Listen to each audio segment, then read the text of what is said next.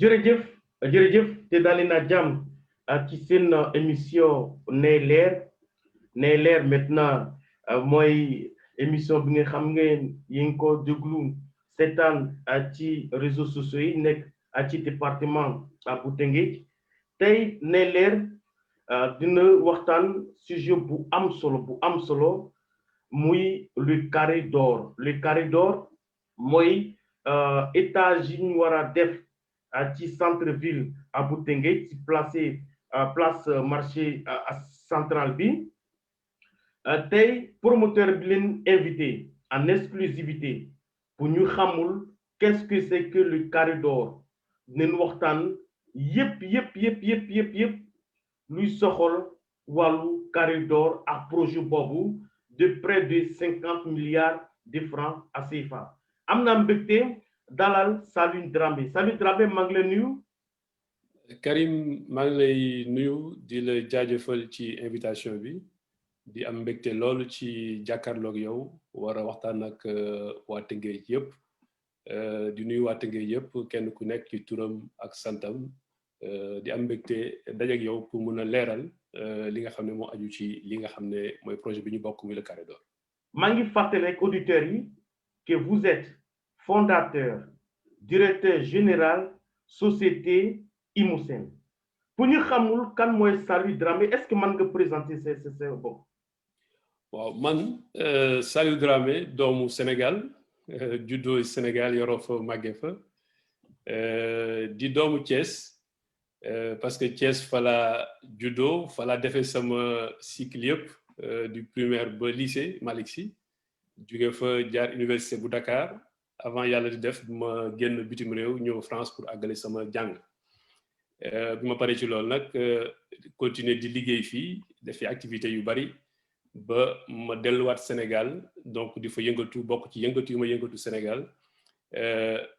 donc di yëngatu ci wàllu immobilier donc créer société bi nga xam ne moom mooy Imosen nga xam ne société bi ñu ngi ko créé en 2009 mais ñu ngi lancé activité am Sénégal à partir de 2013 donc bokk ci projet yi nga xam ne tey ñu ngi ci société Imosen nag ci gàttal bokk na ci promoteurs yi nga xam ne État du Sénégal daf leen a agréé pour ñu accompagner ko ci réalisation programme de logements sociaux yi parce que bu ngeen xoolee État du Sénégal dañu tànn ay promoteurs yoo xam ne ci ay critères yu xaw a contraignant ci critères yooyu nag Imosen dafa ñëwoon soumettre comme yeneen promoteurs yu mag yi nekk Sénégal ba yàlla def donc mu am agrément en 2015 donc renouveler son agrément en 2018 donc carré d'or na bokk ci projet yi nga xam ne c'est un des projets phares de Imosen nga xam ne ñu ngi ciy liggéey depuis un certain temps. donc waaw maintenant avant nu dugg ci projet bi mais lan moo la boole ak Tëngéej. li ma boole ak Tëngéej. voilà en tant que doomu Thiès parce que Tëngéej mën naa wax ne mooy sama ñaareelu dëkk parce que Tëngéej dama nekkoon xale daan fa ñëw di fa vacances dama am sama benn mag bu dëkkoon Tëngéej yàlla na ko yàlla yërëm mu ngi tudd Lamine Niass boobu di doomu Alpha Niass dëkkoon Dangu Nord benn jamono sax nekkoon na président Lébu gi ASC Lébu gi Lamine boobu yàlla def man ak moom sama mag la ñu bokk benn yaay donc bi may nekk xale dama ko taxoon daan ñëw Tëngéej doon vacances ci moom bari ay xarit Tëngéej donc loolu mooy sama histoire ak Tëngéej yàlla def nag moom bi muy génn àdduna ñi ko xam nañ ne ni mu génne àdduna dafa nekkoon lu gaaw a gaaw loolu nag tax na tey bu doon sax ci wàllu delloo njukkal ku mel ne moom parce que dafa def lu bari suñu dinañ ci ñëwaat bu fekkee ne am nañu occasion bi ci beneen jamono donc loolu moo ñu booleeg Tëngéej moo tax ñun dañu jàpp ne Tëngéej suñu dëkk la ni ma dëkkee Thiès noonu laa dëkkee Tëngéej parce que dama fa am ay mbokk am fa ay xarit am fa ay am di jàmm te yàlla def aussi sama métier sama jàng yóbbu ma ci loo xam ne gëm naa ne su ma àndee ak waa Tëngéej war nañ fa mën a def benn contribution bu nga xam ne dina mën a avancer Tëngéej tuuti. voilà maintenant nous ñëw maintenant ci le projet phare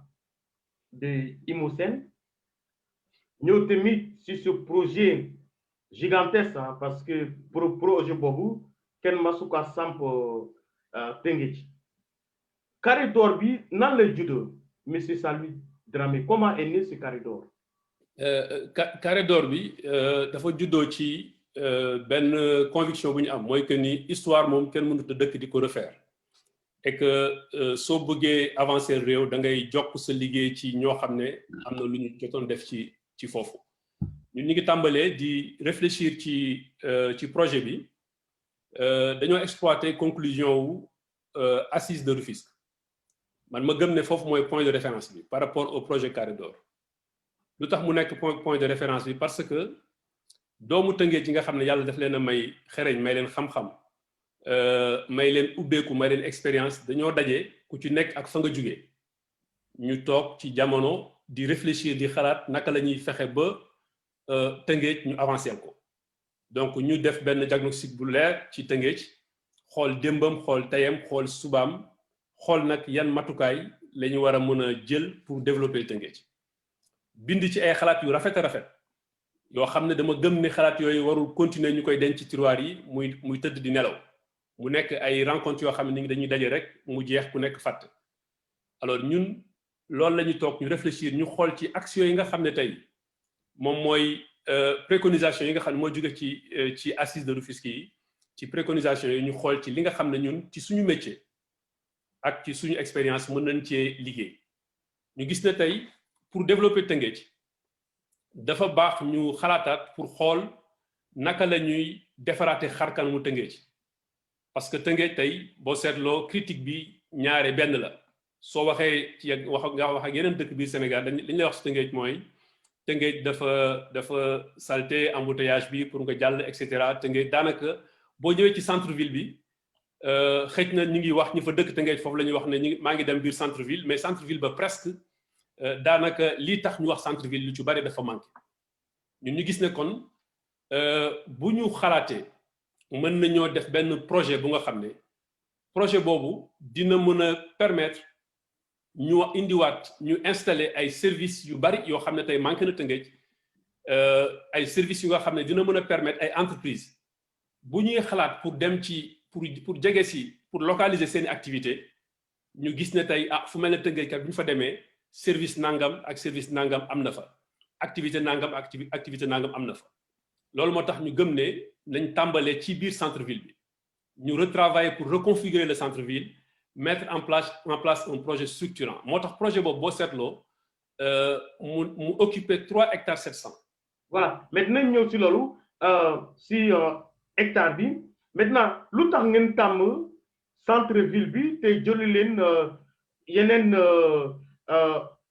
suuf yi nekk ci Tëngéej soit par exemple à Rufisque Nord ou bien à Rufisque Est lu tax ngeen tàmm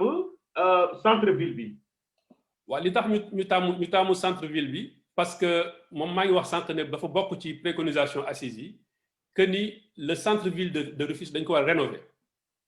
joxaat ko dëgg dayoo te ñu xool ne tey problème bi gën a li problème yu bari yu am ci biir Tëngéej boo ko xoolee bu baax a baax mi ngi jógee ci marché Tëngéej boo xoolee centre ville bi lépp marché la et marché bi tamit mu am benn occupation bu nga xam ne xëj na occupation boobu su gënoon a am organisation dina gën a jox Tëngéej lu bari donc ñu ne tey pour nga mën a rénover le centre ville de Rufisque soo tàmbalee fi nga xam ne mooy le point névralgique mooy fi nga xam ne mooy le cœur du centre ville qui est le marché non seulement nga rénover activité économique yi nga xam ne moom moo fa am nga defaraat ko bu baax a baax mais aussi nga gën ko densifier gën ko dolli gën ko renforcer mais en plus de cela créer ay services yu nga xam ne services yooyu amu fa woon. voilà maintenant projet bi on parle de 3 tours on parle de 4 tours mais projet bi ñaati tour la ak nu mu tëddee. projet bi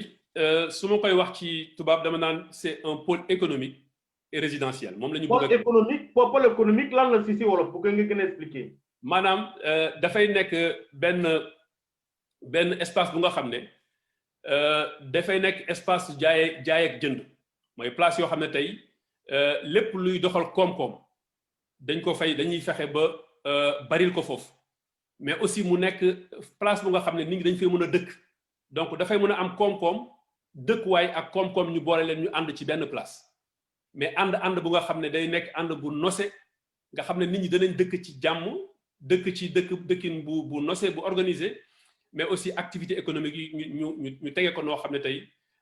dafay nekk activité yoo xam ne yu ñu organisé la. donc c'est-à-dire ci corridor bi aspect économique bi amoon si marché central bi dina fa nekk intégré nañ ko si non seulement activité économique bi dafay nekk wante dañ ciy gën a dolli maanaam tey boo seetloo ci marché central bi sauf à quelques exceptions boo xoolee lépp li ñu occupé ci suuf si rek la ñu occupé maanaam tabax yi du ay tabax yu jëm ci kaw tabax yëpp ci suuf rek la nekk. léegi ñun li ñu bëggoon mooy suñu ñëwee place yooyu yëpp nga xam ne tey dañ fay def fii ci suuf si yëpp activités yi fa nekk mooy marché bi tey le marché central dafay des ñu am centre commercial buy ñëw dooleeku si am aussi yeneen espace yoo xam ne dañ koy créer pour mun a attirer yenn services yi comme ay banques comme ay assurances comme ay plateformes médicales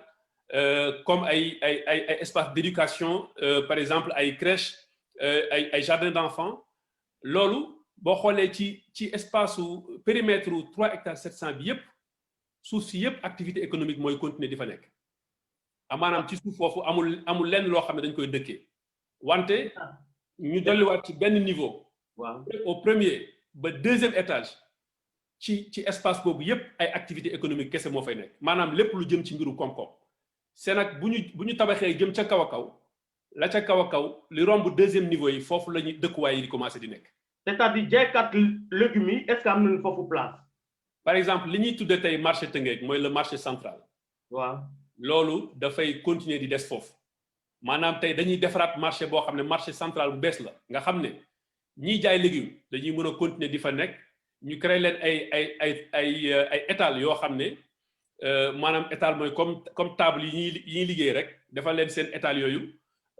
ba mu gën a organiser wu ñu continuer di jaay seen légumes ñii di jaay seen i jën ñii di jaay seen yàpp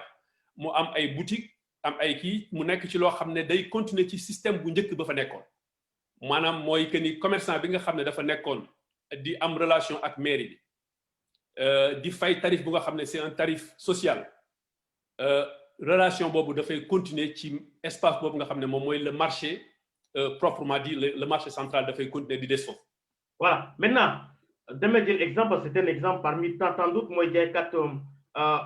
légumes maintenant benn tailleur qui me pose une question mu ne man dama doon louer semaine fi mooy ñaaw à 20 000 francs par mois mu ne corridor bi su ñëwee si centre ville bi parce qu'on parle que xaalis bi ñu si war def dina bari te ñoom tamit dinañ soxla seen xaalis est-ce que du ñu yokk mooy fu ñu ñaawee mooy seen cantine yooyu fu ñu ñaawee mais yéen est-ce que tarif bi tailleur yi di fay 20 000 francs par mois parce que ñu ngi ko loué yéen vous allez vendre ça combien am na ñu wax que c'est un peu cher. non xam nga ñun jaay ñu marché bi ci boppam duñu ko jaay mooy partie bi nga xam ne moom la foofu la marché bi di continuer di nekk mooy tey boo xoolee fii ñiy jaay yàpp ñiy jaay jën ñi nga xam ne tey ñooy tailleur yi et cetera fi ñu nekk place boobu suñ ko defaree partie boobu bu ñu paree mairie est moom moo koy moom maanaam marché bi en tant que tel boo xoolee ci projet bi am na partie boo xam ne moom la ñu tuddee marché. mooy mairie est moom côté marché. côté marché bi mairie est moom la ñu koy defaral moom moo koy moom léegi nag mairie est bu ñu ko defaree ba mu moom ko day nekk benn marché bu nga xam ne day nekk 4 étages donc bu nekkee 4 étages dina am au moins 5 niveaux boo ci boolee rez-de-chaussée bi loolu lépp mu nekk ay espaces yoo xam ne ay espaces yu dolleeku la yooyu nag mairie bi moom mooy fixer tarif de location comme ni mu ko fixé nii moo koy fixé ak commerçant yi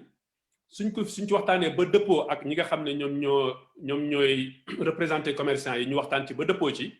mënu ma leen wax ne nag même tarif yi lay doon parce que mën na yokk tuuti wante li am solo mooy que ni du sori trop ak li nga xam ne tey foofu lañ nekk nii actuellement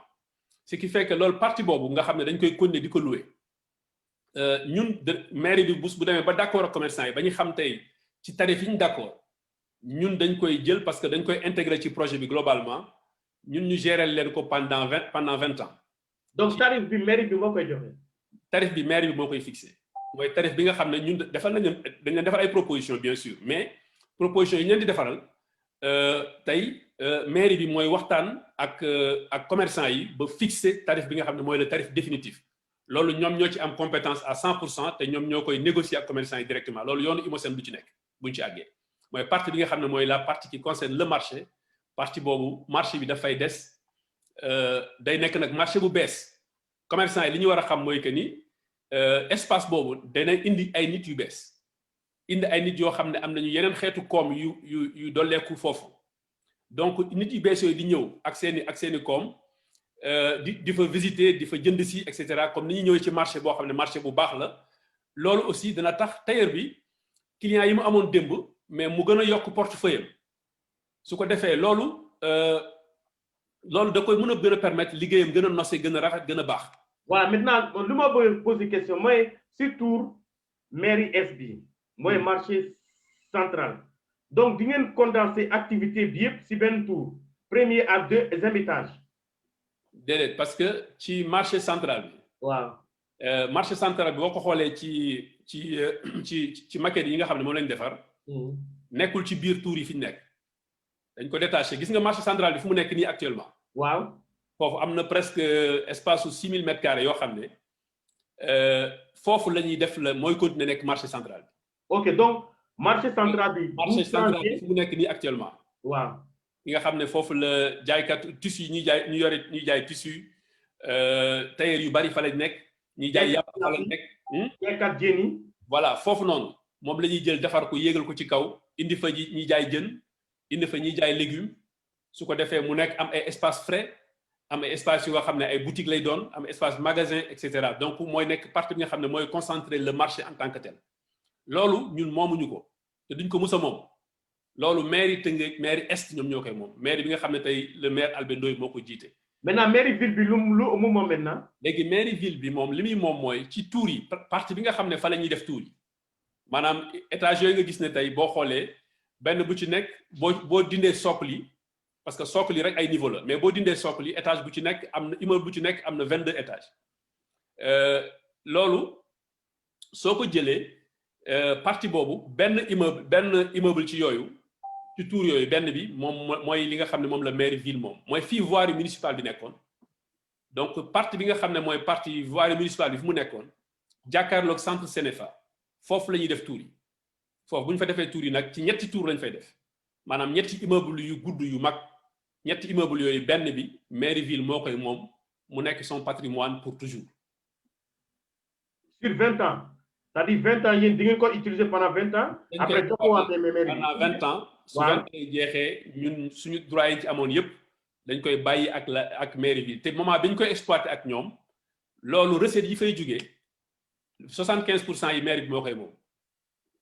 yaa ngi dégg donc mooy partie bi nga xam ne mooy partie immeuble bi nga xam ne ñoom lañ ko affecté loolu aussi c'est pareil pour partie bi nga xam ne moo concerné le marché central. maintenant carré d'or 3 tours la. 3 tours la. les 3 tours fan lañ leen sampé. 3 tours yi ñu ngi koy def ci espace bi nga xam ne. tey boo fa demee foofu la voirie municipale bi foofu la nekkoon. donc beneen tour bi mi ngi ci voirie municipale. waaw ci voirie municipale bi ak fii marché légumes yi nekk gis nga léegi ñuy jaay légumes fi ñu nekk. waaw partie boobu nga xam ne boo demee plein air la ak voirie municipale bi partie boobu yëpp mooy fi nga xam ne fa la ñuy implanter les 3 tours. ok maa ngi fàttali rek auditeurs yi que ñu ngi dalal tey Salut Dramé qui est fondateur et directeur général à société IMOSEN. IMOSEN mooy société immobilière bi nga xam ne ak partenariat am dañ bëgg a développer xar-xaru Tëngéej en implantant un carré d'or. am na ku poser question Oumar Diop mu ne est-ce que locataires yi mën nañ doon propriétaire un jour. oui loolu mooy ça c'est le caractère innovant du carré d'or parce que aujourd'hui tey ñi nekk ci marché Tëngéej en tant que tel nga xam ne dañoo jëflanteeg mairie bi am na si ñoo xam ne boo fa demee dañoo investir dañoo tabax seen place yi nekk dañ ko tabax ba mu baax ba mu rafet dépenser ci xaalis bu bari ñooñu tey ñu ci bari amuñu titre de propriété amuñu ko def nañ fa xaalis bu bari mais moomuñu ko léegi ci biir carré d'or bi li fa am solo mooy ñooñu tey buñ ñëwee li ñu amoon tey ci espace ci non seulement danañu fexe montage projet bi ñu defee tey ci commerçant bu ci nekk la nga am tey doo am lu yées loolu maanaam au moins tey ci infrastructure bu bees bi ñu fay defar di nga am au minimum lu toll ne la nga am moment bi nga toll nii fa nga nekk. Ensuite beneen avantage bi ci nekk mooy dafa am partie boo xam ne ci projet bi partie boobu dafa génn ci marché central bi mais daf ko jege partie boobu dañ koy jaay mais partie boobu tey commerçant bi nga xam ne am nga ay moyens mën nga nekk di louer mais c'est comme tey ñi fa nekk ñëpp nga xam ne am nañu moyen di louer mais moomuñu fi ñu nekk te def nañ fa seen xaalis mais en même temps di nga jënd foo xam ne yow di nga yaa koy moom ba pare am un titre foncier parce que foofu partie boobu tey liñ fay def liñ fay tabax bu fekkee dañ la ko jaay nga moom ko en tant que commerçant dañ lay defaral këyit boo xam ne à partir de loolu yow yaay moom sa titre bopp yaa ngi dégg donc ça c'est le côté bi nga xam ne tey war na mën a intéresser commerçant yi bu baax a baax parce que tey ñu ci bari ñu ngi ci marché bi mais fañ nekk moomuñu ko mais nag yàgg nañ fa ñu ngi fay def seen xaalis kenn du leen fa jëlee ci neen yàgg nañ fa mais loolu tey du loo xam ne tey nit ki mën na koo jël titre bi moom moo ko moom alors que dans le cadre du carré d'or kooku mooy innovation bi nga xam ne moo ci nekk maanaam mun nga nekk locataire mun nga nekk aussi propriétaire. Voilà, donc dans sama question tontu ko c'est-à-dire Oumar Diop est locataire dans le futur mën na doon propriétaire. loolu leer na nañ loolu mooy innovation bi maintenant monsieur Dramé am na ñu wax ne dañ jël suuf Tëngéej jox ko waa Imosen titre foncier dañ jël titre foncier Tëngéej jox ko waa Imosen est-ce que mën nga ñëw si loolu parce que am na ku wax ci internet bi comme quoi les titres fonciers de la mairie de la ville de Rufisque ñëw moo si patrimoine bi maa ñëw si titre foncier bi moom jox nañ ko waa Imosen na tontu si loolu. xam nga carré d'or li ci intéressant mooy le carré d'or benn genre partenariat la boo xam ne c'est un partenariat authentique boo xam ne dafa am maanaam dëgg partenariat entre koo xam ne benn acteur privé la muy Imosen ak ñi mu àndal ak ñaari acteur privé mooy mairie ville ak mairie Rufisque Est ñaari acteurs yooyu tey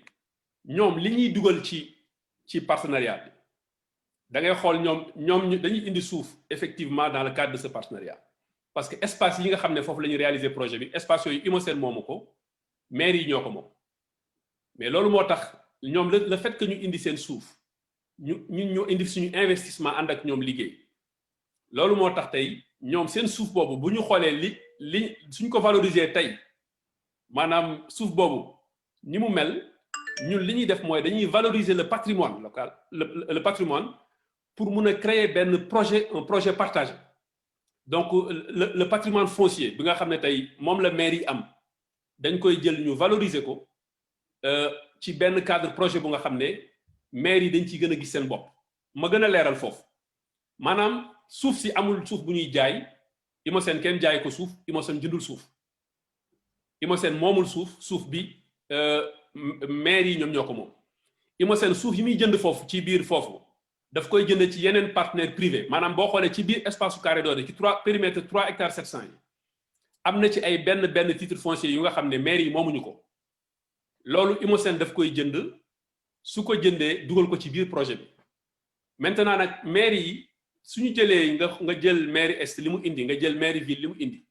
nga jël lépp tey jamono ji may wax ak yow nga def expertise bi mënoo cee génne lu ëpp 3 milliards de francs CFA soo ko doon jaay tey. mooy suuf bi tey mënoo cee génne lu ëpp 3 milliards de francs CFA. ñoom lañu essayé mais yéen di ngeen ñëw valoriser. ñun su ko valoriser tey mais mairie est rek li muy jël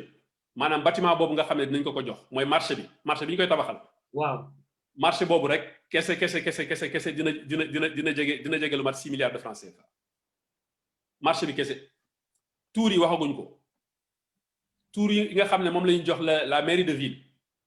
tour boobu nga xam ne moom la ville bi di moom ko pour l'éternité lu dul moom mu dem ba benn jamono mu def ci leneen. mais après 20 ans c'est-à-dire di ngeen ko exploiter pendant 20 ans après ñoom ñu moom ko pendant une éternité. waaw xam nga loolu montage yoo xam ne bëgguma sax dugg ci ay termes techniques biotique détails yooyu mais tey bu ñu suñu ko exploiter pendant 20 ans waaw mais recette yi fay jëlee maanaam comme alal ji fay jugee alal ji dañ koy séddoo maanaam tey dañ ne tey pare nañu rek ñu ne tour bi tey ville moo ko moom mais ville daf ñu koy dénkaat ñu exploité ko parce que ñun dañ fa def xaalis bu bari la xaalis boobu ñu fa def mais moom li mu moom ñun liñ ci jël sax bariwul 25% lañ ciy jël moom ville bi mu des ak 75% am na montage yoo xam ne da ngay xoolal système beauty nga xool bu baax a baax très souvent alors tey 25% yooyu ñu ciy jël ñun pendant 20 ans accompagner leen créer benn standard bu nga xam ne tey moom mooy nekk ci kii bi loolu rek déjà benn tour bi rek maanaam benn tour bi rek ville bi tey bu ko naroon tabax je pense que wax bu fekkoon ne moom day utiliser suufam dina utiliser lu mat 3 fois espace bi nga xam ne moom ak mairie est dañ ko boole ñoom ñaar ñëpp seen suuf bu ñu ko boole woon danañ ko utiliser au moins lu mat 3 fois pour mun a am pour mun a tabax rek benn tour boobu nga xam ne ñun moom lañ leen jox. voilà maintenant monsieur Dramé ñu wax maintenant ci wàllu xaalis bi tantôt on dit 44 milliards mooy l'ensemble du projet tout dernièrement Albert il parle de plus de 50 milliards mais loolu lu tax loolu chaque fois day gën a yokk rek. waaw c'est normal xam nga lu tax parce que projet bi dañ ci commencé liggéey bi ñu commencé liggéey ñu njëkk a def ay études sommaires lañ njëkk a def ay estimations yoo xam ne vraiment estimation yu sommaire la ensuite génne benn draft projet bi ñu ko génnee draft boobu nit ñi dañ koy critiquer tey les différents partenaires ku ci nekk da nga ci wax par exemple mairie ville am na ci yoo xam ne def nañ ay remarques yu bare bari ci projet bi mairie est def nañ ay remarques yu bare bari ci projet bi. est-ce que man nga ñëw tuuti ci remarques yooyu. par exemple boo xoolee tey ci projet par exemple draft bi ñu njëkkoon def ci projet bi draft boobu jëloon en compte ay espace de parking yu doy draft bi nga xam ne ñun moom lañ mujj def non seulement dina am ñaari niveau de sous-sol parking mais aussi boo xoolee même ci suuf partie bi nga xam ne moo naroon nekk jardin public bi ci digg bi foofu jardin bi dañ ko xaw a relever tuuti nga xam ne ci suuf yëpp parking lay nekk c'est-à-dire que dañu programmer suffisamment de parking pour que projet bi ak fréquentation bi am foofu ñi fa dëkk mën a dund ci dund bu nga xam ne effectivement dund bu baax la ñu xool aussi commerçant yi nekk foofu sur place tey mairie est tey ni mu doon waxee pour jël en compte les intérêts des commerçants ñi nga xam ne tey c'est des tabliers par exemple ñu xool parce que bi ñu njëkkee def ñun suñu estimation dañu jëloon ay espace yu yaatu dañu doon def minimum espace 5 mètres carrés par exemple xam nga par kenn mais bi ñu xoolee tey ak niveau d'occupation bi am foofu ak taux d'occupation bi war a am il fallait que ñu renforcer loolu donc yooyu yëpp dañ cee liggéeyaat kooku benn côté bu nga xam ne la il faut que mu am impact financier beneen bi ci des mooy wax naa ne premier kii njëkk a wax yooyu ay estimation la woon c'est les premières estimations mais après on a fait des études de sol yi day génne beneen réalité tabax bi aussi li mu war a implication yi mu war a am yépp loolu ñu war ko jël en compte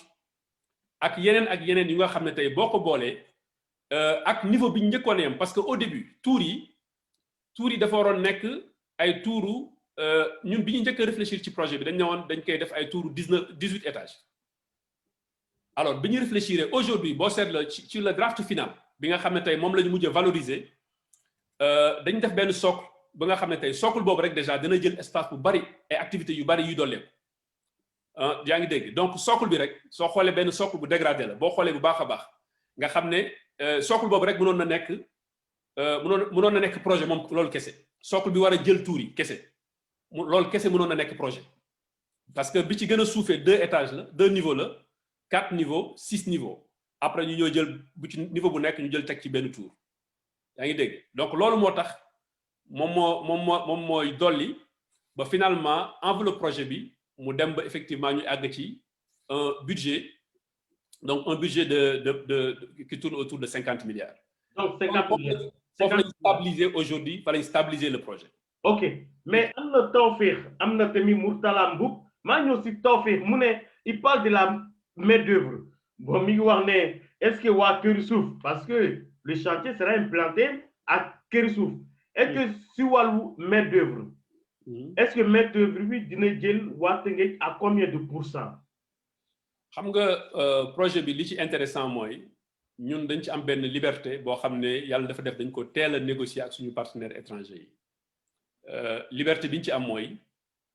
très tôt dañoo waxtaan ak ñoom ba déggoog ñoom sur le fait que pour ce projet là suñ koy réaliser 70% de la main d'œuvre day nekk sera donc sénégalais 70%. alors ci 70% yooyu mooy main d'œuvre boo boolee main d'œuvre ak encadrement bi alors ci loolu ba la priorité ci ñun contrat yi ñuy signé ak les maires les différents maires daf ciy bokk ñu engagé wu que ni dañuy jox priorité waa Tëngéej ci recrutement yi nga xam ne moom la ñuy def dans le cadre de ce projet kon tey tàmbale fi nga xam ne mooy bay ci sa wewu tànk mooy projet bi suñ koy def compétence yi nga xam ne moom la ñu soxla lu ci am biir Tëngéej jarul ñu koy jéggaani feneen lu ci am biir Sénégal jarul ñu koy jéggaani feneen loolu mooy principe bi nga xam ne moom la ñu bëgg a demee ci projet bi voilà maintenant nag loolu dafa demander benn liggéey boo xam ne liggéey boobu d'ailleurs moo tax échange yi am solo trop parce que ci ginnaaw rek échange yu ñu def ak waa Tëngéej am na ci benn suggestion boo xam ne tey on est en train de réfléchir pour créer benn plateforme bu nga xam ne dafay recueillir candidature on est en train de réfléchir là-dessus parce que te loolu ci suggestion waa Tëngéej la jógee. waaw maintenant mais monsieur Dramé yaa ngi wax ne 70% main-d'œuvre sénégalaise mais waa Tëngéej si boppam si 70% ñoom ñaati pour cent leen war a am. non xam nga bëgguma def dans la démagogie parce que. su ma taxawee fii léegi ma ne leen Tëngéej mooy moom ci 70% yooyu mooy moom 70% wala mooy moom 80% dama leen di wax li ma neex mais li ma mën a wax mooy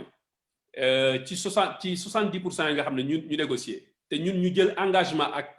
waa mairie Tëngéej les deux collectivités locales ku ci nekk ci contrat bi ñu lié que ni tey danañ fexe ba doomu Tëngéej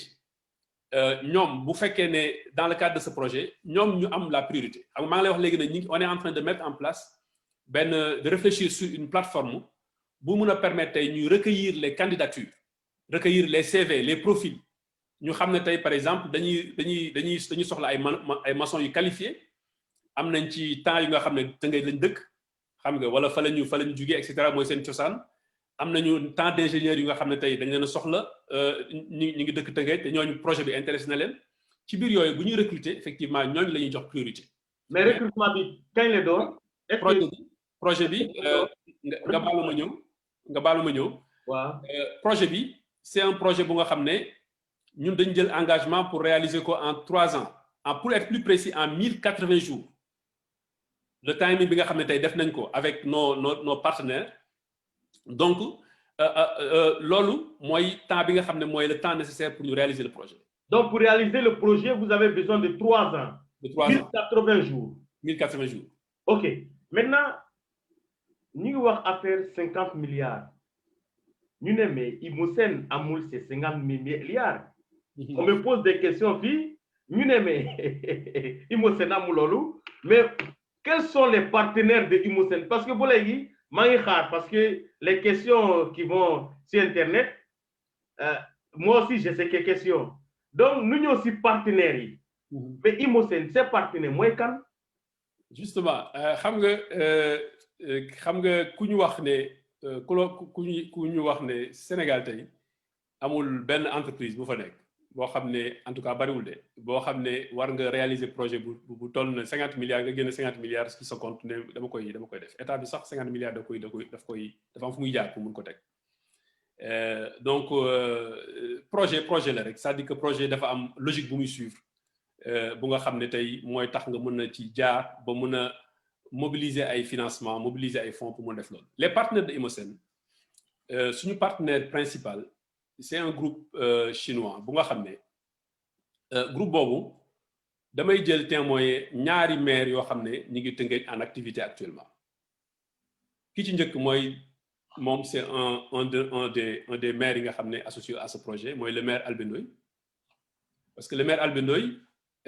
bi ñuy négocier projet bi ci moment boobu man dama ànd ak moom ñu dem Chine ma ne ko tey projet bi ñun de bëgg nañ ko financer mais dama la bëgg a wan fi ñuy jaar ba financer ko bëgguma la ko wax kese dama la bëgg a wan ne naka la ñu mun def ba fii lii ma lay wax ne mën nañ am nañ capacité def ko naka la ñuy fan la ñuy jaar ba def ko mu ne ma naka la ñuy def ma ne ko dama bëgg nga ñëw ñu ànd dem Chine mu ne ma ah bon ma ne ko waaw ñu waxtaan ci ba kale lool le maire Alioune Mar nga xam ne mooy le maire de la commune de Rufisque Ouest moom ci boppam moom tamit dama koy jël à témoin parce que moom ci boppam ànd naa ak moom ba Chine mu gis ces mêmes partenaires ñu toog fa pendant une semaine boo xam ne une semaine boobu ñoom gis nañu ku ñu bëgg a gis ci partenaires yooyu visiter lu ñu bëgg a visiter ci seen réalisation échanger ak ñoom techniquement ak échanger yi ñu bëgg a am ak ñoom te ku ci nekk ba ngay dem am na délégation boo àndal ci biir même kii boobu même déplacement boobu ñu ànd ceeg benn délégation bu nga xam ne à l'époque bi ñu koy def jamono jooju le ministre de l'urbanisme bi nekkoon à l'époque mooy Diène Farba Sarr yónni woon benn délégation boo xam ne délégation bu mag la bu jóge woon ci ministère de l'urbanisme te ki ko jiite woon nekkoon préfet biir Tëngéej ñu koy wax Serigne Mbaye boobu ñu ànd ak ñoom moom mu ñëw nekk secrétaire général du ministère de l'urbanisme ànd ak ay ingénieurs ànd ak la direction de la promotion de l'habitat social Mamadou Lamine Diouf ànd ak ay ingénieurs du ministère ñu dem Chine toog fa man leen kaay leen ngeen gëstu parce que jamono jooju damay tàmbale partenariat avec waa Tëngéej mais di tàmbale aussi beneen partenariat avec état bi nga xam ne tey ñun dañoo candidaté xam nga tey promoteur bu la wax ne tey am na agrément état ministère de l'urbanisme dans le cadre de son programme de logements sociaux xamal ne promoteur boobu du promoteur bu en tout cas boo xam ne ay affaire am dafa oyof parce que ministère bi tey conditions yi ñu teg pour agréer ay promoteurs nekkul ay conditions yu oyof donc ci base boobu damay jël témoin ñi nga xam ne tey c'est des acteurs à Rufisque pour wane ne ñoom xam nañu tey ñooñu suñu partenaires yooyu ñan lañu c'est un groupe chinois le groupe Tianda bu nga xam ne ñu ngi nekk ci benn ville bu ñuy wax Xiamen donc ci ville boobu ñoom fa lañ nekk. groupe bi nu mu tudd. Kianda donc dina la envoyer ni ñu koy bindee. waaw donc ñu nekk ci ville bu nga xam ne mi ngi tudd Xiamen ci ville boobu donc ci la ñu foofu mooy seen base effectivement en Chine donc liggéey nañu lu bari ñooñu tamit ñëw nañu Sénégal ñëw nañ fa du benn yoon du ñaari yoon du ñetti yoon ñëw nañ fa ay autorités recevoir leen ñëw nañ fa Tëngéej ñu recevoir leen ñëw nañ fa sax rencontrer population yi. mais ces partenaires lu ñu jot a def Afrique ak Sénégal. Sénégal liñ fi réalisation la jot a def. waaw xam nga partenaires yooyu par exemple tey am nañ ay réalisations yu ñu def au Ghana am nañ ay réalisations yoo nga xam ne def nañ ko en Afrique du Sud am nañ ay réalisations yoo xam ne def nañ ko en Algérie ki nga xam ne moom la ñu signé barki démb nañ ci ñëwaat nga xam ne dañ ko jël le partenaire daf ko jël mu nekk tey koo xam ne moom la ñu nar a moom la ñu signé un contrat EPC nga xam ne mooy c'est un contrat d'exécution mooy ñëw exécuter sur le projet Carré d'Or sur le terrain pour les constructions actuellement mi ngi Côte d'Ivoire donc di fa réaliser un projet alors Sénégal nag seen expérience ak Sénégal mooy expérience bi nga xam ne ñu ngi ko am ak Imosen donc à travers le projet bi nga xam ne mooy le projet Carré d'Or ñooñu ils sont à la fois partenaires techniques et financiers maanaam jàppalante bi ñu jàppalante ak ñoom ci ñaari wàll ci wàllu xaalis parce que xaalis bi ñuy mobiliser pour mën a def projet bi ginnaaw yàlla budul ci ñoom lay jóge donc moom loolu mooy li nga xam ne moom moo ci nekk beneen bi ki des aussi soo gisee ñu mën a joxe ay délais avec autant de précision par rapport ak du temps d'exécution projet bi donc tey loolu aussi ci ñoom seen expertise bu ñu am yàgg réaliser genre projet yu mel noonu moo tax ñu gis ne tey projet boobu tey temps bi ñuy wax délai bi nga xam ne moom la ñu wax ne dinañ ko ci réaliser délai boobu dinañ ko mën a tenir maintenant loolu mooy fi ñu basé wu tey ba gëm ne projet bi mën na nekk. waaw mais ok. maintenant xaalis bi est-ce que mi ngi fi les 50 milliards. ku xam projet dina xam ne tey ku la wax ne projet bi 50 milliards la nga war ko démarrer guloo ko ku la wax ne xaalis baa ngi ci biir banque bi tëdd di nelaw kooku xëj na day wax nii rek. parce que projet ni ñu koy defaree mooy fi ñu toll nii projet da nga koy def ci ay phases projet Carré d'Or bi dañ koy def ci ñetti phase bu njëkk bi li ñu war a lever ci ay fonds montage bi ñu def ak banque bi chinois yi li ñu war a indi ci ay garantie yëpp indi nañ ko ba pare. donc levée de fonds def ngeen ko pare. loolu kon waaw loolu kon mën nañu wax ne comme tey banque bi daf ñoo demander ay garantie proposer ñu financement BOA moom la ñuy àndal ci projet bi. donc BOA mooy. moom la ñuy àndal ci projet bi. projet BOA définition mooy lan banque. Bank of Africa donc. waaw Bank of Africa. waaw Bank of Africa. donc BOA defal nañ ñu seen proposition de banque. donc seen proposition bi nga xam ne ci la ñuy basé wu ñoom pour ñu financer ba ñu valider loolu d'accord ci ak ñoom. donc ñooy financer presque 50 milliards ñoom. maanaam ci montage bi ñu def ci projet bi. waaw. ni muy demee mooy dama ne dañu am ñaari partenaire kenn ki partenaire étranger la. keneen ki ci des c'est un partenaire local financier. Le partenaire financier étranger mooy le groupe chinois. oui xam ne tey koom-koom bi li tax ñu mën a def projet bi. tey lii tax ñu mën ko def ginnaaw yàlla ci ñoom lay jugee. ci wàllu alal ji nga xam ne moom la ñu dugal ci projet bi alal jooju nag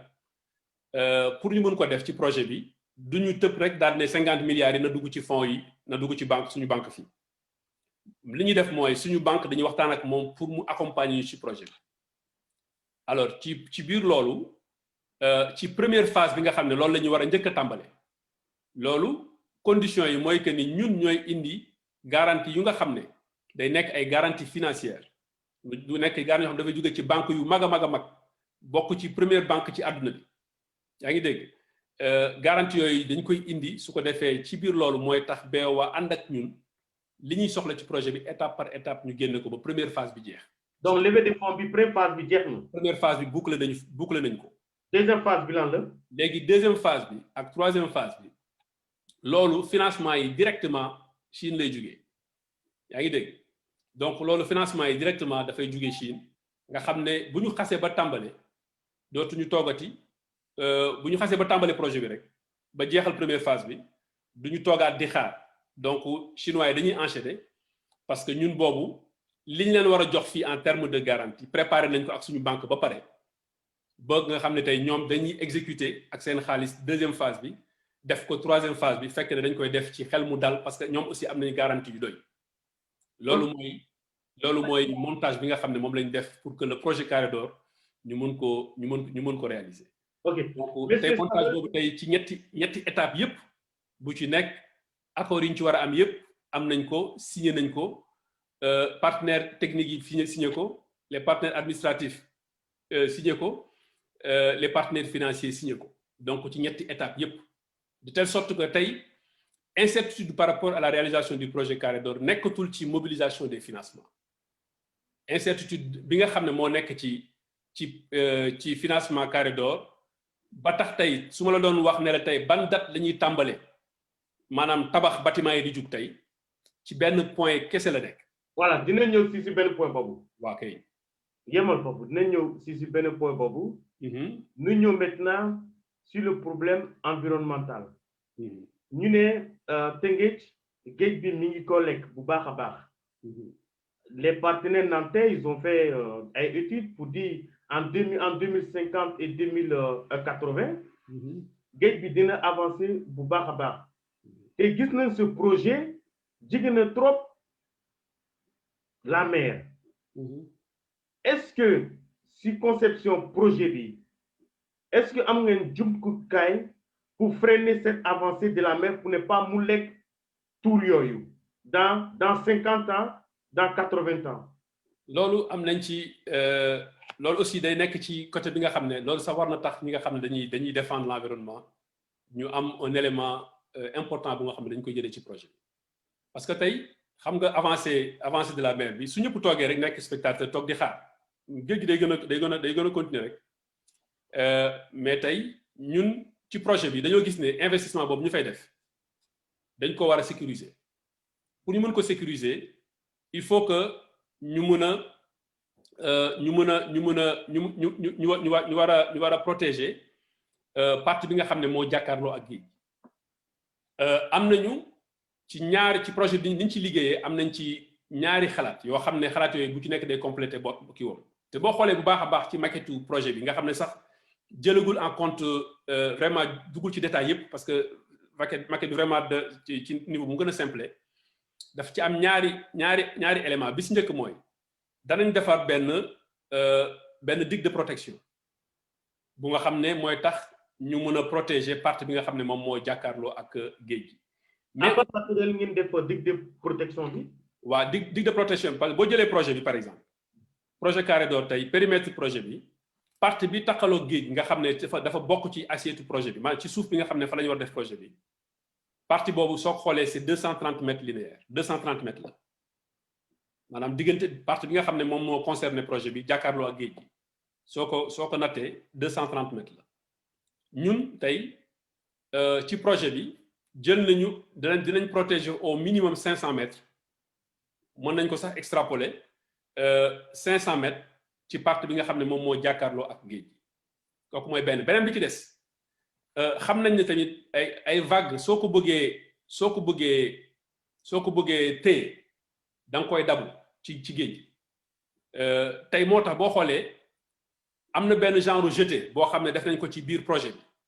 nga xam ne tey ni muy génne ci day mel ne comme un peu catu gaal gis nga ni muy mel loolu mooy njëkk a jiitu mooy loolu boo xoolee ci diggu projet bi lay nekk te même loolu dañ fay installer ay restaurant après loolu ñuy defar noonu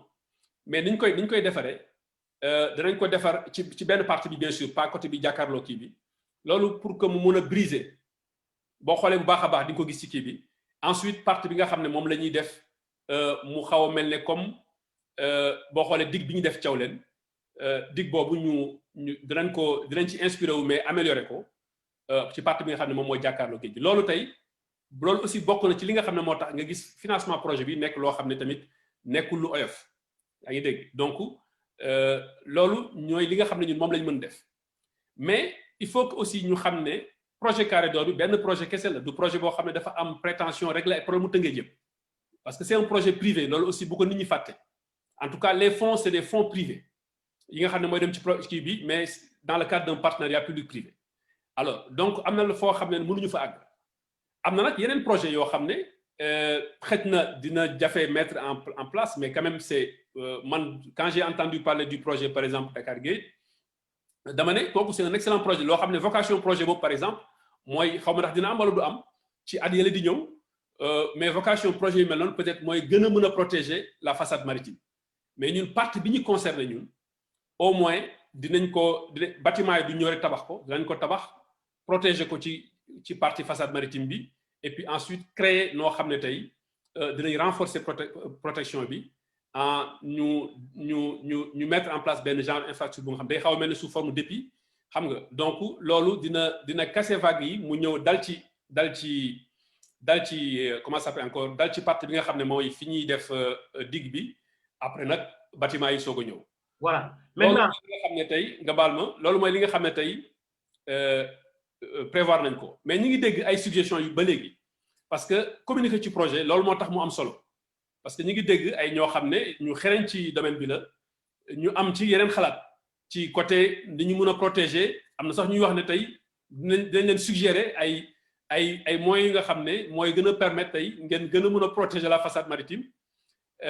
ba pare à moindre coût nous sommes preneurs mais ñu fàttali leen ne ñun aussi ñi ñuy liggéey loolu maire yi xam nañ ci dara xam nga tey géej du obstacle pour liggéey si ameen ci boppam seen dañ tabax aéroport ci biir géej yaa ngi dégg biir géej ñu dem fa tabax fa aéroport donc tey boo loolu nekkul obstacle li am solo rek mooy projet bi lan la attan moment bi ñu toll nii ak lan lañ mun def ba protéger ko ba ci kanam en attendant nag yeneen infrastructure publique ñëw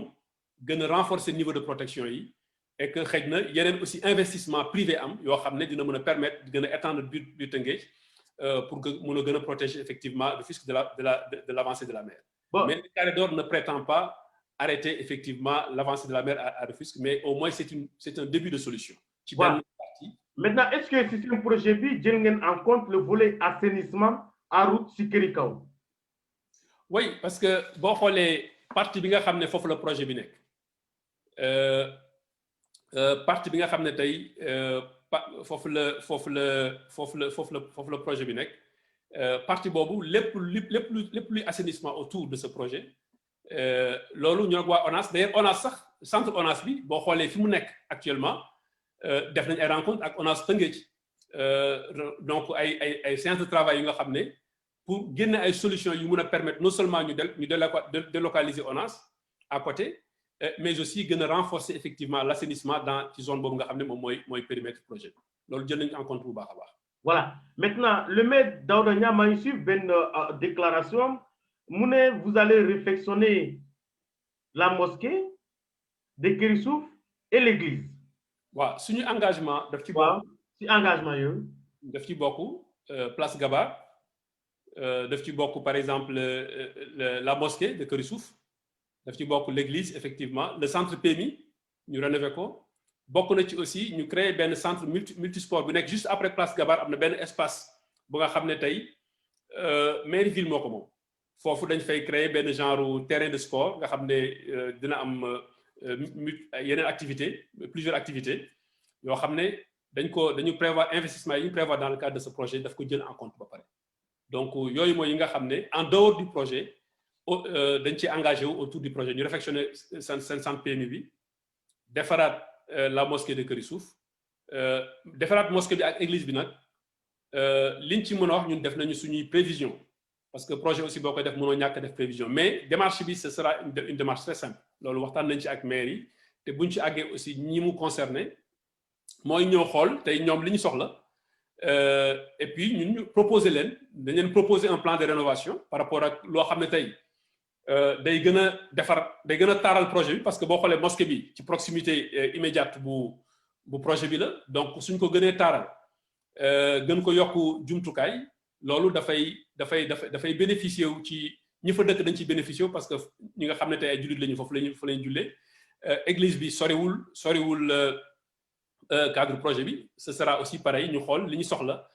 par rapport ak ñun ci cadre prévision yi ñu jotagum def ñu accompagner leen ci. mais le projet bi ñu def pour le centre multisport ak le centre PMI loolu c'est déjà bien cadré.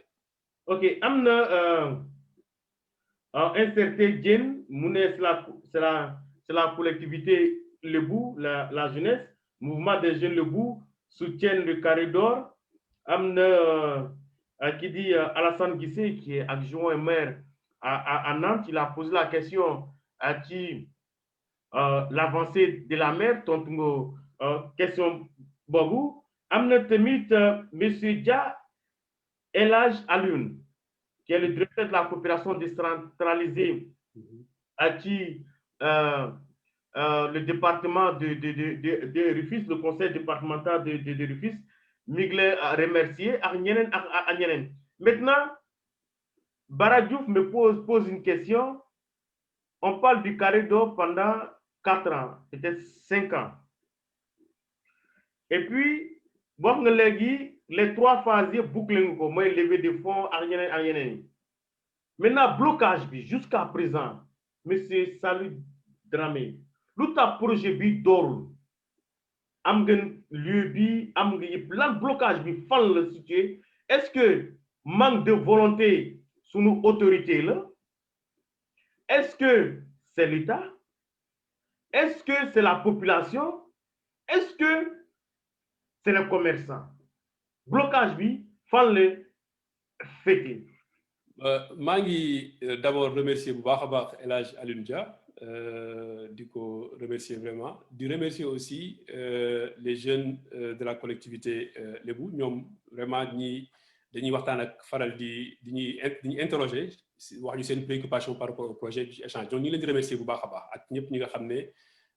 ñu ngi soutenir effectivement ce projet mais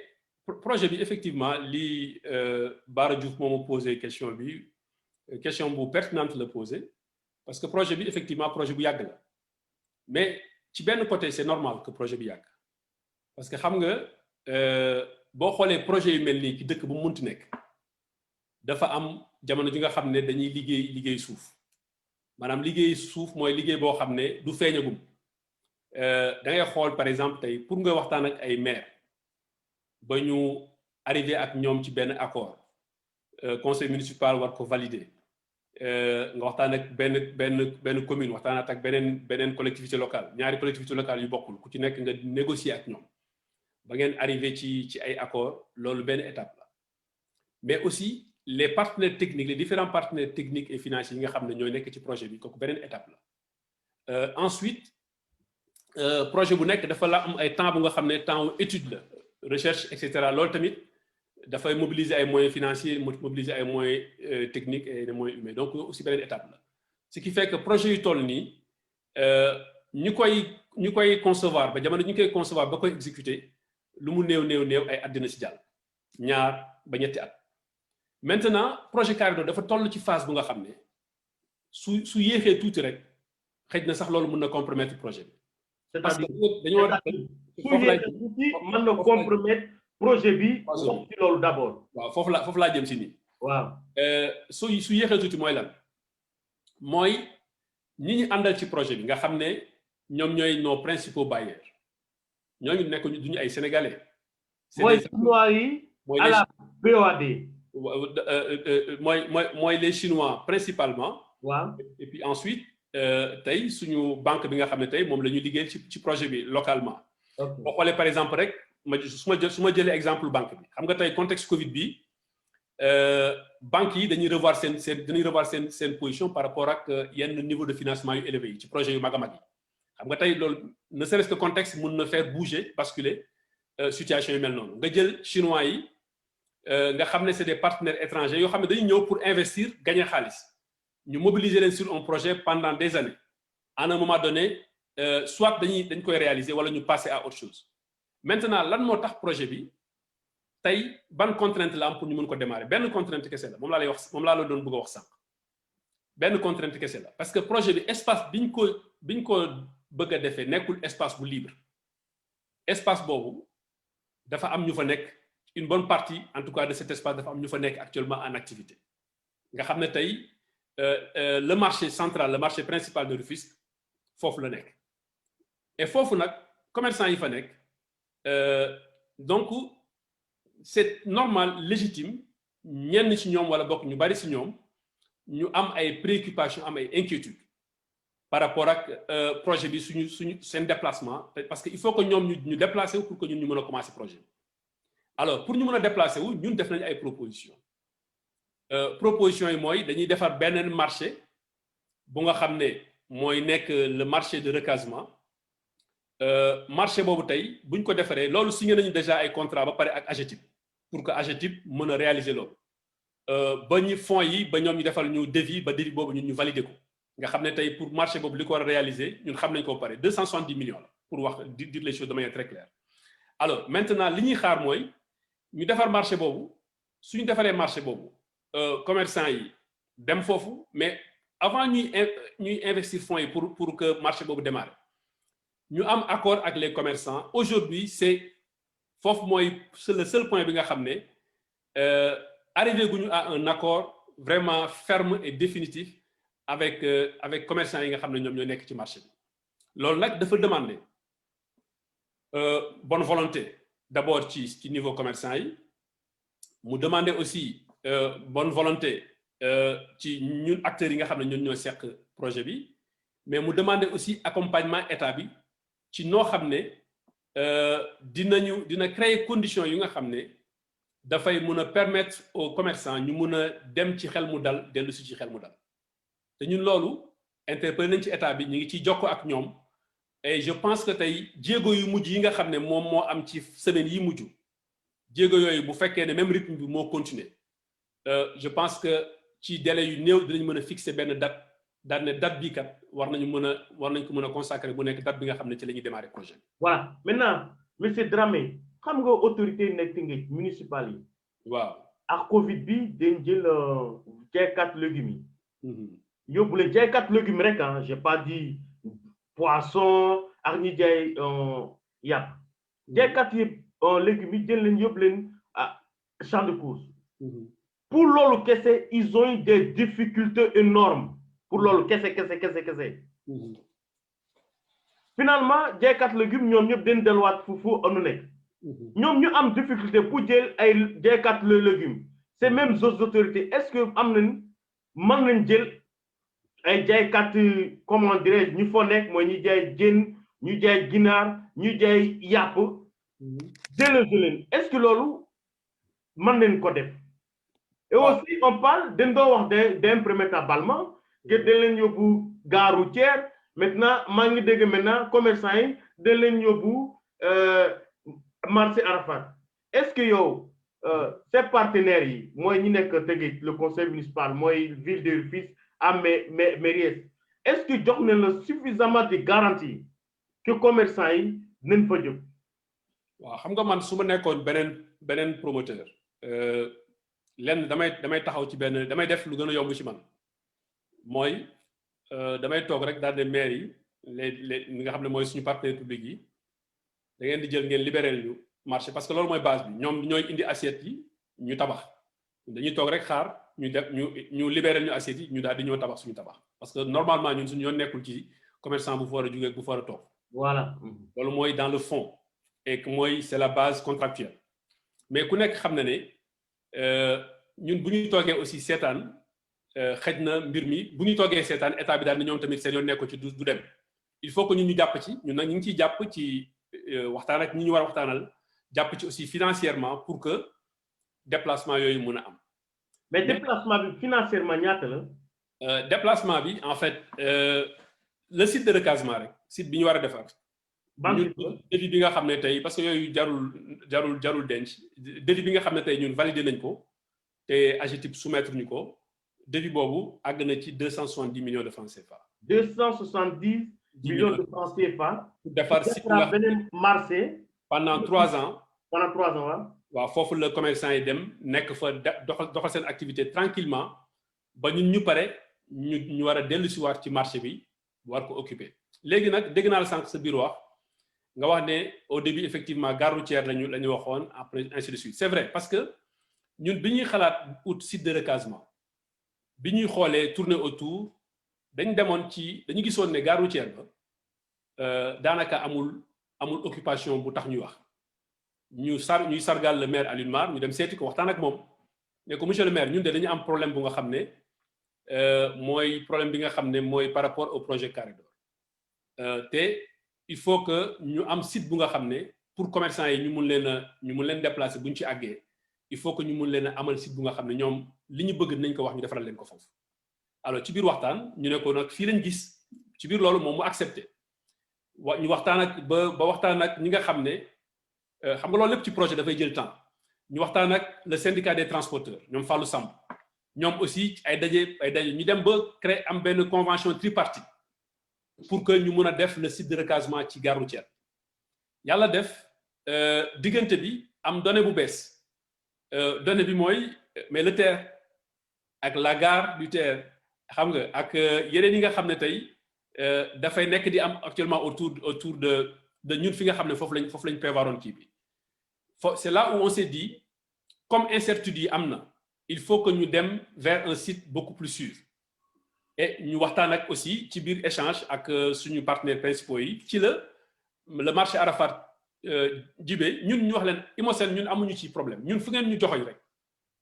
te commerçant yi d'accord dem fa ñu toog waxtaan ñu defal leen fa infrastructure yi nga xam ne mooy tax ñu def fa activité bi su ko defee ñoom ñu continuer seen activité tranquillement ba ñuy dellu si waat ci marché bi fekk projet bi jeex donc loolu mooy réalité bi par rapport ak le site de recasement maintenant. am na benn commerçant mi ngi tudd Alioune Ndiaye Ramata mu ne le marché Arafat ne peut même pas contenir un quart du marché. waaw kooku xalaatam la mais ñun. dem nga marché Arafat. dem naa fa. dem nañ fa def nañ le tour jël nañu ay matuwaay yu bare bari donc on a le plan donc vraiment en détail ensuite marché Arafat da ngay am marché Arafat il y a le champ de course bi nga xam ne mi ngi nekk à côté donc tey extension marché bi tey mu nekk champ de course aussi c'est une possibilité mais marché Arafat li ñuy nar a jëlee ci marché bi foofu pour defar le site de recasement li ñu prévoiroon def ko ci gare routière bi loolu effectivement xaj na ci biir marché Arafat et que aujourd'hui li nga xam ne moom la ñu AGETIP présenté par rapport ak ñun données yi nga xam ne dañ ko jot ba léegi loolu tey fi ñu toll nii effectivement mën nañu ko def ci marché Arafat. voilà moom mi nga xam ne nag moom moo wax loolu aussi xalaatam la te dañ koy bàyyi xalaat boobu rek nangul ko mais jàpp nañ ne effectivement l'essentiel des activités mën nañ ko def autour du marché Arafat bu fekkee ne rénovation bi def nañ ko ci niñ ko xalaate. Maintenant 280 millions yi kan ngeen ko yaakaar pour que mu débloquer quoi? C'est les partenaires ou bien c'est l'État ou c'est la mairie-ville? Non, xam nga boo xoolee l'autre aussi élément intéressant ci projet bi ñu demandé wuñu benn fonds public dans le cadre de ce projet. Demandé wuñu ay garantie ci état bi par exemple. État bi li ñu leen wax mooy kaay leen ngeen jàppale ñu ci projet bi parce que projet bi dafay dugg ci boo xoolee tey état bi projet yi nga xam ne tey daf ko am dans le département de Rufisque am ko sax Sénégal tey projet bu mel ni tey day ñëw dugg ci biir sans aucune difficulté li ñu leen wax mooy ñëw leen ngeen jàppale ñu ci projet bi ni ngeen ñu jàppale nag mooy ngeen faciliter ñu ba nga xam ne tey toutes les diligences administratives liées à ce projet ñu bañ a am retard ci yu mel noonu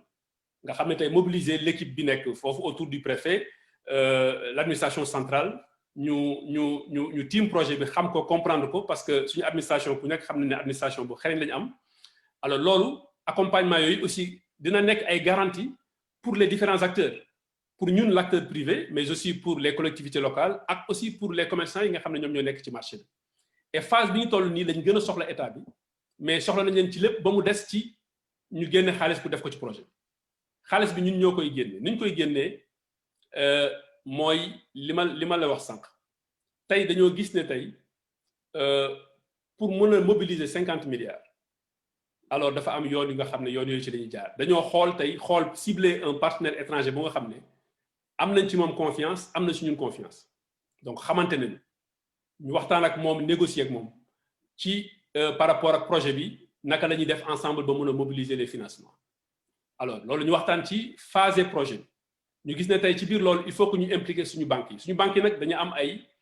am na ci niveau boo xam ne ci xaalis mënuñu ko dépasser xam nga tey moo tax bu ñu ci phase projet bi banque yi nga xam ne tey waxtaan nañu ak ñoom ñu discuter ba àgg ci li ma la doon exposé sànq ñu jàpp ne projet bi tey mën nañ koo jël ci ñetti phase ci première phase bi ñu def un montage qui permet aux partenaires chinois de nous accompagner en termes de garantie moo tax ñuy wax ne tey suuf si mooy garantie bi suuf soosu doyul sax galax ndiku pour projet bu toll nii. waaw mais ñu ngi ci 280 millions yi fan ngeen ko war a jëlee. fan la ñu jëlee. 280 millions yi. 270 millions yi. waaw plus des recasements. mais mi ngi ci projet bi xam nga dama la jox benn enveloppe. donc mi ngi ci biir projet bi. mi ngi ci biir projet bi waaw. c'est-à-dire que projet bi ñu tëgg. waaw projet bi dafa jël en compte moo tax ñu àgg ci budget projet bi tey xam nga yaa ngi wax sànq ne au début ñu dama doon dégg ay 30 xaw ma lan millions yu mel noonu. 40 milliards 44 milliards. waaw 30 milliards 40 milliards.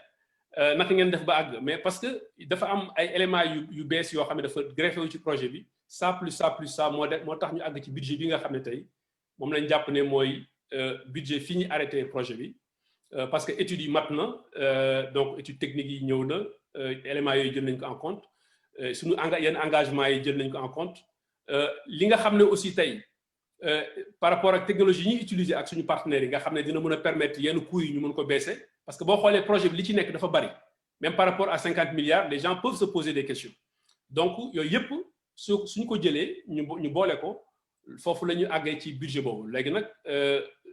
270 milliards yooyu kooku benn pàcc bu ndaw la rek kooku ci phase d'amorçage projet bi la ci phase d'amorçage bi dina am ay investissements yu ndaw yooyu def pour mën a génne commerçants yi occuper espace bi et cetera indiwaat commerçants yi yooyu ci génn bi pardon donc ci moment boobu yooyu investissement yooyu ci la bokk mais day dugg ci enveloppe globale projet bi. mais état bi nan la gisee projet bi état bi li ma la mën a wax mooy man li ma ci waxtaan ak kilifa yi nga xam ne. dundoo wax c'est la volonté politique moo ko bloqué woon. xam nga nit ñi nekk état bi maintenant l'état du Sénégal. souvent attaqué état moom dafay xaw a yomb yenn saa yi mais man li ma mën a wax mooy ci ñi ma ci waxtaanal ci ñoom donc li ñuy wax bu ñu xoolee projet bi dañ koy rafetlu am na si ñoo xam sax dañ naan mais projet bi naka la mën a amee ay résistance mais résistance yi ngeen ci dégg aussi c'est des résistances qui sont véritablement légitimes tey fi ñu toll bu yàggul dégg naa le maire Albé di ko wax fan yi donc loolu mën nañ ci wax bu yàggul l'actuel ministre de l'urbanisme dajale na le préfet de Rufisque dajale le président du conseil départemental de Rufisque les deux maires Imosène ak son cabinet ñu toog discuter réfléchir par rapport à, effectivement aux diligences yi ñu war a jël pour que ñu mun a accélérer donc la mise en place la mise en œuvre du projet Carré d'Or loolu kon état bi mi ngi ciy commencé dugal loxoom ñu ngi dajee ak kilifa yi ak préfet ak ñeneen ñi nga xam ne ñu ngi dajee ak ñoom di déglu seen wax kon tey li ñu mën a wax mooy état bi mi ngi ciy dugal loxoom bëgg nañ nag mu gën ci ñu gën ci jàpp bi lenn rek la Karim mooy que ni ñu arrivé à un niveau bu nga xam ne ñun ñëpp dañuy gis ne parce que un partenariat authentique autour d'un projet partagé un projet partagé un projet boo xam ne dañ koy bokk bi tey mën nañu wax ne comme boolu añ la rek ñëpp ñoo nañ toog ci bool bi ba mu des benn acteur boo xam ne pour ñun acteur bu important la mooy ñi nga xam ne bu ñu paree ñoom la ñuy jox mbir mi mooy ñi nekk ci marché bi actuellement ñooñu bu ñu ñëwee toog ñun ñëpp toog waxtaan boobu ñuy waxtaan ay kilifa encadré ko état bi encadré ko alors loolu ci la xel yi di dalee man dama jàpp ne tey li des mooy dalal xel yi kese su xel yi dalee ku ci nekk aussi la nga bëgg a laaj xam ko ba mu wóor ne projet bi lu koy réaliser mi ngi nii maintenant li des mooy ñu avancer dem loolu je pense que loolu rek moo des aujourd'hui pour que projet bi ñu mun cee avancer. ok foofu laay waxee ne nag ne waaw. oui dinañ ñëw si loolu am na benn question parce que avancée de la mer bi mi ngi ñëw Sini Diama Ndoye dinaa ko lire en français. Je ne suis pas convaincu de votre proposition pour lutter contre l'avancée de la mer. 500 mètres de digues de protection et brise-lames créeront plus de problèmes, surtout dans les zones périphériques, Diokoul et Kerikao. Est-ce que les rapports de l'étude d'impact environnemental vont être disponibles? Oui, les rapports d'étude de l'étude d'impact environnemental seront clairement disponibles. C'est comme moom jarul ñu ci sax ñu ci sori. Maintenant moom aussi mooy li ma wax sànq rek. ci avancée de la mer bi. waaw moom mooy li ma wax sànq rek c'est-à-dire que par rapport à l'avancée de la mer dafa am loo xam ne aussi nit ñi il faut que ñu may ñu ko mooy que ni ñun benn privé lañu boo xam ne dafay ñëw di tabax ay bâtiment yoo xam ne d'abord bâtiment yi il faut nga protéger ko ci protection boobu ngay protéger bâtiment bi donc il faut que bokk na ci effectivement ñu attaquer la partie qui concerne la façade maritime donc ñu xool étudier ba gis ne tey niveau de protection bi en tout cas c'est le niveau de protection minimal ba nga xam ne tey mën nañ ko am boo xam ne mën nañ ko améliorer parce que projet bi commencé guñ ko exécuter te nous sommes très ouverts parce que xam nga tey boo gisee am na da ngay gis projet yu gën a mag le Carré d'Or ñu réaliser ko mu am ay parties yu nga xam ne moo tax écoute am solo moo tax toutes ces propositions là man on est très ouverts nous sommes avec des techniciens de très haut niveau sénégalais vraiment de très très très haut niveau nous sommes aussi avec des techniciens étrangers de très haut niveau ba mun biir Tëngéej aussi mais ay doomu Tëngéej yu xereñ ñu nga fa xëj na ñoo xam ne tey ñun ñu ngi leen di wëri fu sori fekk ñi ngi autour de ñun ñooñu nag seen xalaat man dama bokk ci ñi nga xam ne tey xalaat dama koy déglu toujours tey bu fekkee ne nañu permettre surtout ci phase bi ñu toll ñu améliorer fi ñu jëm mais tant mieux ci loo xam ne attan nañ ko wax naa leen sànq ne la vocation du projet Carré d'Or ce n'est pas de vraiment on ne peut pas régler tous les problèmes de Rufisque à travers un seul projet. Ce projet par contre va régler beaucoup de problèmes, va apporter énormément de choses à la ville de Rufisque. Wow. Mais n'a pas vraiment pour prétention de régler tous les problèmes de Rufisque. Voilà. Maintenant, mais M. Dramé, dès que la voirie a été libérée, l'où a commencé comme voirie libérée encore. Mais boo xoolee partie bi jël plateforme voirie bi rek plateforme tour yi non seulement dina jël partie voirie bi mais dina jëlaale aussi partie bi nga xam ne foofu la ñu doon jaay légume nekk loolu lépp daf koy jëlaale yaa ngi dégg et que dans la première phase loolu da koy jël ba mën a jëlaale sax intégré waale partie bi nga xam ne mooy partie gazélo loolu tey am na ci ce qui fait que tey ñun emprise foncière yi ñu war a libérer pour mun a démarrer projet bi lépp libregul d'abord loolu il faut que mu libre bu ñu sañoon nag ñun. donc il faut que voirie bi nu libérer ko ak Gazilo pour que ngeen mën a commencer. au moins ba Gazelo waaw. au moins ba Gazilo. au moins ba Gazelo waaw te loolu xam naa ne incha allah je pense que yàggatul pour que ñu am résultat boobu ñu soxla foofu loolu mooy li nga xam ne c'est le minimum maintenant li projet bi tey pour li muy intégré yëpp li doon gën nag moo doon nekk ñun li ñu souhaité ñun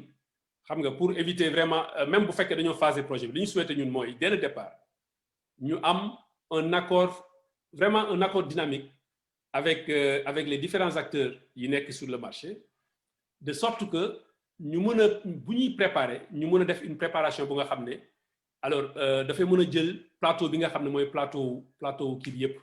plateau commencé projet bi yëpp protéger ko su ko defee li muy laaj kon en termes de sécurité dafa am implication yu bëree bëri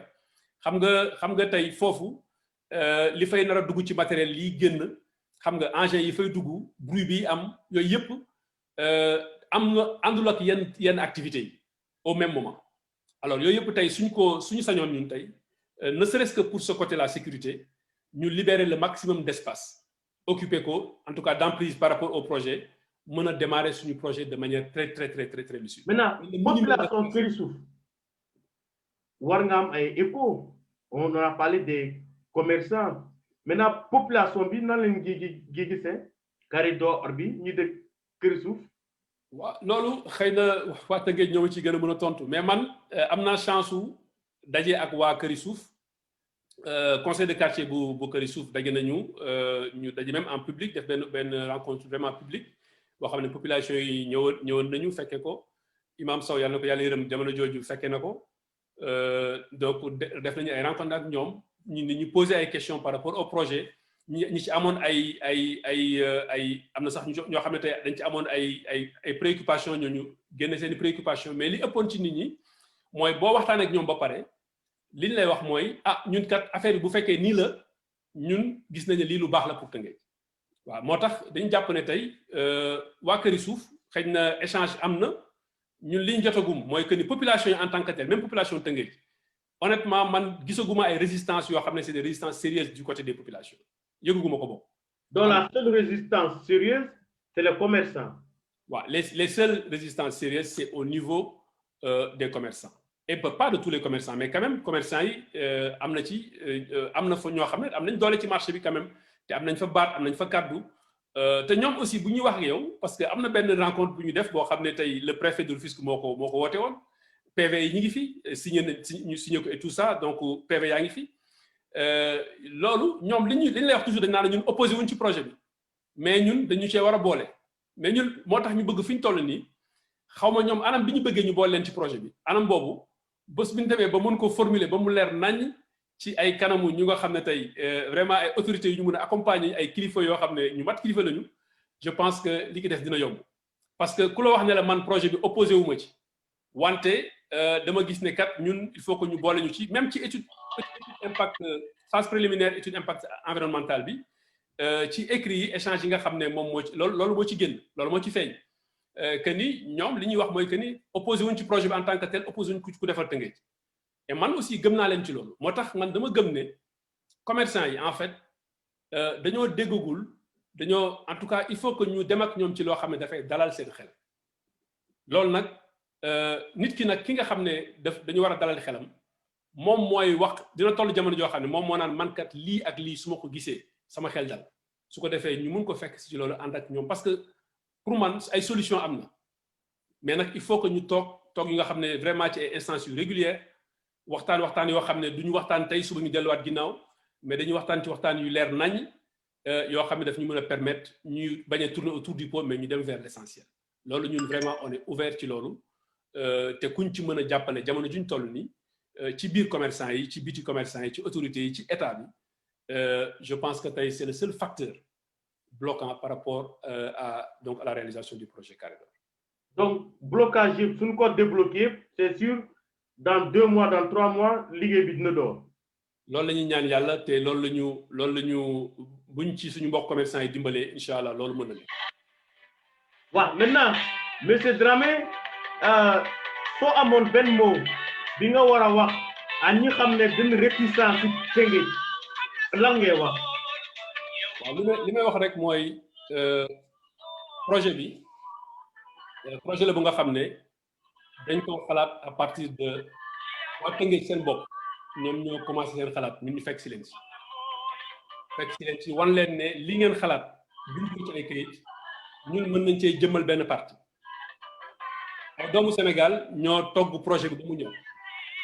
Imosen, c'est une société de droit sénégalais. Le capital de Imosen est au jour d'aujourd'hui est à 100% sénégalais. Nous liggéey ci concevoir benn forme de partenariat bu nga xam ne ñi liggéey ci wàllu développement local collectivité locale ak liggéey ci wàllu développement de manière générale dinañ gis ne ce partenariat là c'est un partenariat authentique autour d'un projet structurant bu nga xam ne buñ ci liggéey bu baax a baax dina mën a defaraat Tëngéej defaraat xar kanam indiwaat favoriser waat ay nit ñu gën a xam ne dañuy gën a sawar ñëw installé wu seen activité seen entreprise wala sax ñëw dëkk si biir Tëngéej loolu mooy projet bi donc projet boobu mënul nekk projet boo xam ne dafay nekk contre Tëngéej et projet bi aussi am ay convictions yu nekk autour de ce projet par exemple da ngay xool aujourd'hui dafa am ay questions yoo xam ne questions yu majeures la mooy marché yi Sénégal marché yëpp am problème état bi sax fi ñu toll nii loolu dafa nekk problème naka la ñuy defar ba defar ay marché yu baax yoo xam ne day nekk marché aux normes Tëngéej bu ñu defee le projet Carré d'Or la question du marché est réglée et c'est pourquoi l'État du Sénégal a intérêt à ce que ce projet-là se fasse dans les meilleurs délais waaw yaa ngi dégg kooku mooy benn bi ki des mooy tey ñi nga xam ne dañuy am suuf yoo xam ne dafay jàkkaarloo géej souvent dañuy fexe mu ñu nekk ay privé dañuy fexe ba occuper géej gi nekk seen domaine ñoom boo xoolee tey ci Carré d'Or bi suñu conviction mooy ñun l'accès à la mer doit rester public et que population bu ñu demee ba réaliser Carré d'Or ku mu neex da nga jógee sa kër daagu ñëw romb projet bi romb ci booru géej gi jëriñoo ci parce que day nekk espace bu set espace bu pur mu am benn route bu nga xam ne day séparer géej gi séparer premier bâtiment yi te day nekk benn voie bu nga xam ne ce sera une voie piétonne nga xam ne nit ñi dañuy fay doxantu di dem di ñëw kon loolu waa Tëngéej ñoo ko moom beneen bi ki des mooy tey mais yow Tëngéej nga dëkkoon tey ñun tey suñu presque lu ëpp suñu activité c'est autour de Tëngéej mais Tëngéej tey am na place yoo xam ne boo ko soxlaa am na loo xam ne soo ko bëggee def da ngay obligé génn Tëngéej dem ba biir Dakar parce que amagul ay infrastructure yoo xam ne mi ngi biir Tëngéej yu mën a abriter loolu am na ay doomu Tëngéej yu nga xam ne seen activité dañu ko yóbbu Dakar parce que amuñu niveau et infrastructure yoo xam ne mi ngi ci niveau bu nga xam ne mën na accueillir lu mel noonu donc loolu lépp tey soo ko boolee alors tey di nga am un centre-ville avec vraiment ay bâtiments yoo xam ne dina jaral nit waxuma sax mu jugee Tëngéej ñëw xool ci ko mais dina jaral nit mu jugee Thiès jugee Kaolack jugee feneen waroon romb ci autoroute à péage bi dem Dakar daal ne xaaral ma jàdd pour xool ñetti tours yi xool aussi li may dégg tey autour effectivement du centre-ville ñu am un centre-ville digne de ce nom loolu je pense que Tëngéej daf ko soxla loolu nag moo tax projet bi c'est un projet d'utilité publique c'est d'abord un projet d'utilité publique alors avant muy nekk leneen donc loolu lépp dafa war a tax doomu Tëngéej dajaloo autour de ce projet ensuite mais li ñuy réaliser projet bi ci cadre partenariat bu nga xam ne ay doomu Tëngéej doomu Sénégal ñoo koy def war a def ay transfert de compétences def ay transfert de technologie parce que tey bu ñu àndee def équipe 70% yi nekk ay doomu Sénégal nekk ay doomu Tëngéej mais ñooñu bu ñu àndee ay ñu xarañ jóge feneen réaliser infrastructure yu mel noonu beneen yoon mais suñu ingénieurs yi tey soxlawuñu après demaat feneen parce que day nekk expérience bu nga xam ne dafay nekk benn expérience pertinente boo xam ne def nañ ko jële ci xam-xam jële ci xarañ jële ci lu baree bari yooyu yëpp ay buntu la yu nga xam ne dama jàpp ne buntu yooyu war na tax ñu war koo mën a jël et tey doo jël comme bu toll noonu nga jël 50 milliards ñoo def ko ci benn dëkk beneen acteur privé def lu toll noonu wala lu ko ëpp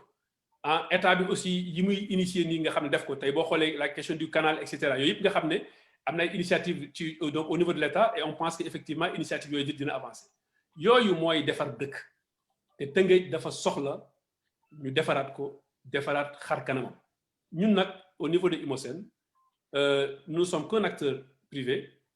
dañuy ñëw jël suñu benn contribution bu ndaw boo xam ne mën nañ ko cee teg et ñu ñaan yàlla contribution boobu su yeneen contribution jokkoo ci mu mën a permettre Tëngéej vraiment mu jël place am dans un contexte où Diamniadio est en train de se développer. L'aéroport de Diass est à proximité de Rufisque et que tey bari na ay entreprises yu nga xam ne tey dañuy jéem a xool naka la ñuy implanté woo pour mën a gën a jege l'administration centrale. Et tey dans le département de Rufisque kan moo gën a mérité attirer implantation yu yëpp nga xam ne ay da ngay indi ay nit indi ay entreprises kan moo ko gën a mérité ci territoire yu fa nekk koo xam ne tey raw nga Tëngéej avec son histoire avec sa culture avec tout ce que Rufisque renferme avec l'âme de Rufisque. Je pense que il faut que ñu mën a indi